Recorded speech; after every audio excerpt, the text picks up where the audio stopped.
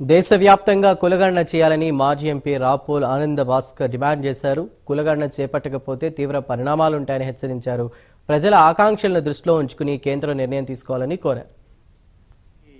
అశాంతి ఇప్పటికే దేశవ్యాప్తంగా కుల జనగణన కోసం ప్రజానీకంలో ఆకాంక్ష ఏర్పడింది. కులాలని లెక్కించకుండా జనగణన చేస్తే కేంద్ర ప్రభుత్వానికి అశాంతి ఎదురవుతుంది. ఆ అశాంతి చాలా తీవ్రమైనటువంటి పరిస్థితుల్లో దారితీస్తున్నటువంటి హెచ్చరిక చేయక తప్పడం లేదు.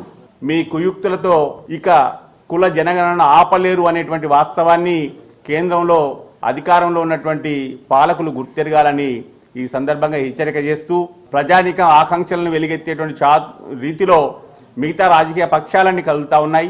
కాంగ్రెస్ పార్టీ ప్రధానంగా రాహుల్ గాంధీ గారు రాజ్యాంగంలోనే సవరణ తీసుకురావడం ద్వారా 50% నియంత్రణని అధిగమించడం ద్వారా న్యాయమైనటువంటి రీతిలో సామాజిక వర్గాలకి తామెంతో తమకంతా అనేటువంటి వాస్తవ రిజర్వేషన్ని సమీకరించడం ద్వారా వారికి ప్రయోజనం చేకూర్చాలి, అన్ని సామాజిక వర్గాలకు రక్షణ కలిగించాలి అనేటువంటి ఒక ఆలోచనని ముందుకు తీసుకురావడం, అది విస్తారంగా యావత్ ప్రజానీకంలోకి బహుళంగా వెళ్ళింది.